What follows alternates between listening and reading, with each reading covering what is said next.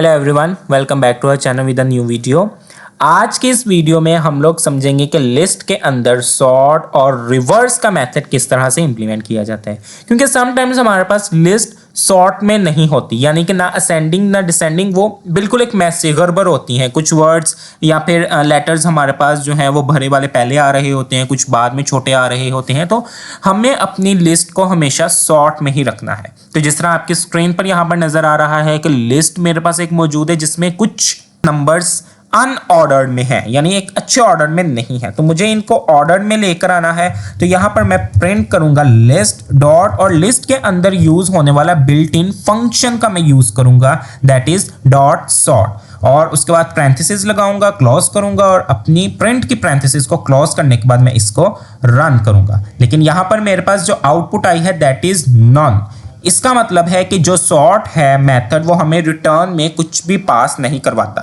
तो इसके लिए हम अपने ओरिजिनल जो वेरिएबल है लिस्ट वन का उसको कॉल करेंगे। तो देखें यहां पर मेरे पास ये लिस्ट बाय डिफॉल्ट असेंडिंग में सॉर्ट हो चुकी है। तो असेंडिंग से मुराद है कि स्मॉलेस्ट टू लार्जेस्ट, जबकि यहां पर लिस्ट की बात की जाए तो ये मेरे पास बिल्कुल भी सॉर्ट में मौजूद नहीं थी। तो ये हमारे पास यहां पर मेथड यूज होता है, दैट इज सॉर्ट। अब हमारे पास यहां पर एक और मेथड है जो कि रिवर्स कहलाता है।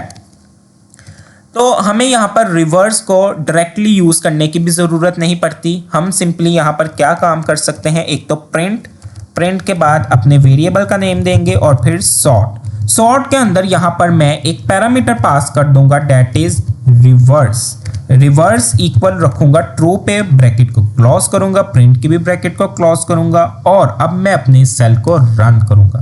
फिर दोबारा से मेरे पास यहां पर क्या आ गया, नन, क्योंकि ओरिजिनल वेरिएबल को यहां पर कॉल करना जरूरी है।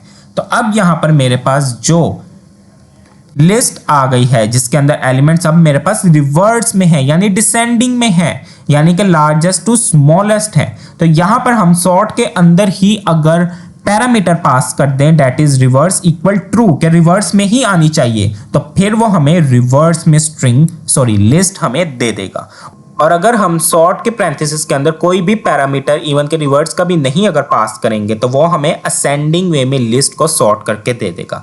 और सॉर्ट की पैरेंथेसिस में हम अगर रिवर्स इक्वल फॉल्स भी पास कर दें तो फिर भी वो हमें क्या करेगा, लिस्ट को असेंडिंग वे में ही सॉर्ट करके हमें डिस्प्ले करवा देगा। तो देखा, बहुत ही ज्यादा ये हमारे पास आसान मेथड सॉर्ट का, और उसी के पैरेंथेसिस के अंदर एक पैरामीटर रिवर्स यूज होता है जो रिवर्स में स्ट्रिंग को डिस्प्ले करवाता है।